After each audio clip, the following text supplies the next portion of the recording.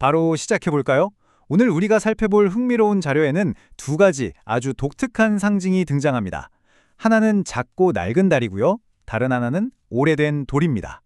이 두 가지를 통해서 한 공동체가 무려 17년이라는 긴 여정을 어떻게 걸어왔는지 그 성경적 배경과 묵상을 함께 따라가 보려고 하는데요.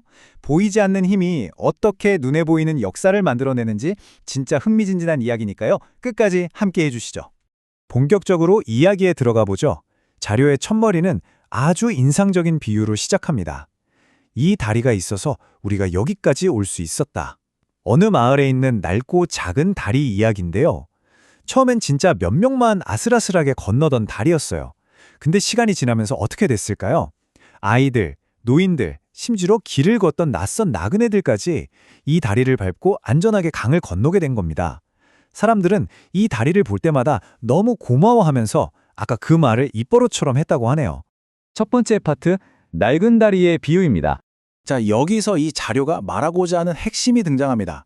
17년이라는 긴 여정, 이거 사람의 열심만으로는 도저히 설명할 수 없다는 거죠. 사실 우리가 평소에 다리를 건널 때 그 다리가 나를 버텨주고 있다는 걸 매번 생각하진 않잖아요. 하지만 그 다리가 주는 보이지 않는 지지가 없으면 우린 앞으로 한 발짝도 나아갈 수 없습니다.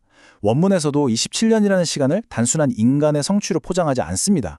대신 그 이면에 있었던 눈물의 기도, 그리고 이름 없이 묵묵히 섬긴 수많은 사람들의 헌신을 비춰주죠.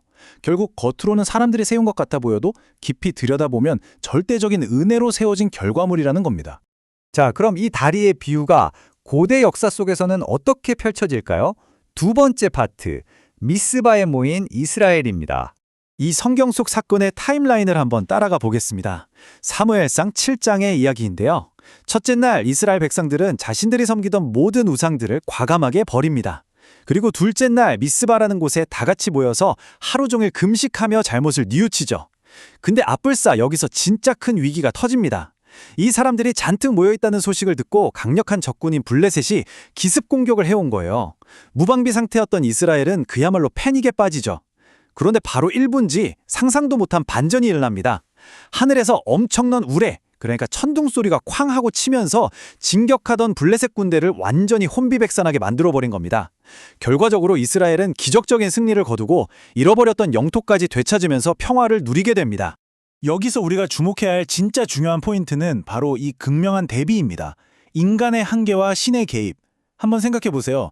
블레셋이 쳐들어왔을 때 이스라엘 백성들은 정말 철저하게 무력했습니다. 무기도 없었고 그저 지도자인 사무엘한테 제발 기도 좀 해달라고 매달리는 게 전부였죠. 이렇게 인간이 스스로 할 수 있는 게 단 하나도 없는 그 절대적인 한계의 순간에 초월적인 힘이 개입해서 절망을 단숨에 역전시켜버립니다. 원문 텍스트는 바로 이 극적인 대비를 아주 객관적이면서도 강렬하게 묘사하고 있습니다.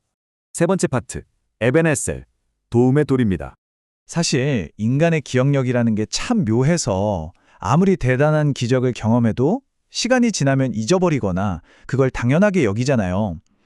그래서 선지자 사무엘이 아주 흥미롭고 상징적인 행동을 합니다.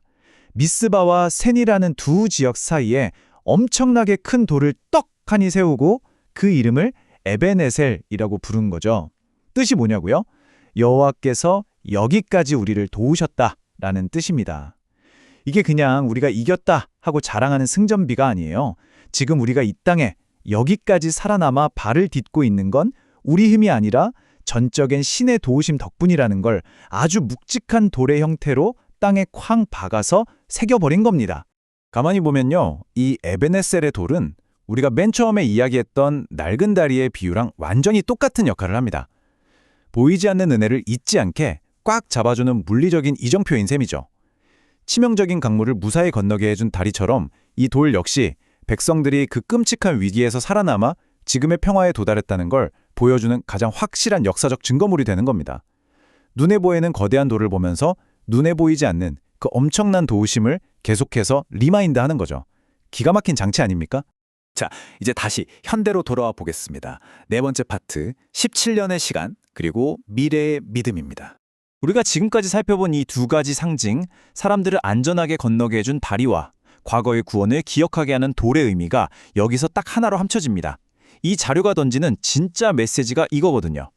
물론 어떤 공동체가 유지되려면 사람들의 열심과 노력 진짜 중요합니다. 하지만 원문은 한 공동체가 17년 동안 흔들림 없이 올 수 있었던 진짜 뼈대는 인간의 땀방울이 아니라 바로 우측에 보이는 말씀과 은혜라고 확고하게 선언합니다. 에벤에셀의 돌 앞에서 한없이 겸손해졌던 이스라엘 백성들처럼 말이죠. 겉보기엔 사람들이 으쌰으쌰해서 세운 것 같아도 결국 그 모든 걸 가능하게 한 본질적인 기초는 외부로부터 주어진 전적인 은혜였다는 걸 강조하는 겁니다. 이런 에벤에셀의 마인드셋을 딱 장착하게 되면요. 공동체든 개인이든 시간을 바라보는 관점 자체가 완전히 180도 바뀝니다. 어떻게 바뀌냐고요? 과거를 돌아볼 때 이야, 이거 우리가 해냈어 하는 인간적인 교만이 싹 사라지고 그 자리에 여기까지 도우셨구나 하는 깊은 감사가 채워집니다. 그리고 미래를 볼 때도 마찬가지예요. 앞으로 어떻게 하지 하는 막연한 염려나 두려움 대신에 지금까지 흔들림 없이 도와주셨으니 앞으로도 인도하실 거라는 아주 담대한 믿음으로 바뀌게 되는 거죠. 한마디로 에벤에셀은 과거를 향한 완벽한 감사이자 미래를 향한 든든한 나침반인 셈입니다. 자, 그럼 이 원문 자료가 우리에게 제시하는 핵심 실천 사항들을 한번 정리해 볼까요? 첫째, 공동체를 여기까지 굳건하게 붙들어준 보이지 않는 은혜를 절대 잊지 않고 늘 기억할 것. 둘째, 살다 보면 위기나 어려움이 꼭 찾아오잖아요. 그럴 때 불평부터 쏟아나기 전에 먼저 에벤에셀의 감사를 고백할 것. 마지막 셋째, 인간의 얄팍한 계획을 앞세우기보다는 더 높은 곳에 있는 뜻을 겸손하게 따라갈 것. 종교적인 배경을 다 떠나서요. 여러분의 삶을 여기까지 이끌어준 고마운 원동력을 떠올리면서 이 세 가지 원리를 한번 적용해 보세요. 아마 생각보다 훨씬 더 큰 통찰을 얻으실 수 있을 겁니다. 어느새 마지막이네요. 오늘 이야기를 마무리하면서 여러분에게 이 질문을 꼭 던지고 싶습니다. 오늘 당신의 여정에서 에벤에셀은 무엇입니까? 여러분이 지금 이 자리에 서기까지 그 아슬아슬했던 위기의 순간들에 기꺼이 등을 내어준 낡고 고마운 다리는 과연 누구였나요? 그리고 여기까지 올 수 있었음을 절대 잊지 않게 꽉 잡아주는 여러분만의 단단한 돌은 지금 마음속 어디쯤 세워져 있습니까? 오늘 하루 내 삶의 에벤에셀이 무엇인지 가만히 한번 떠올려 보셨으면 좋겠네요.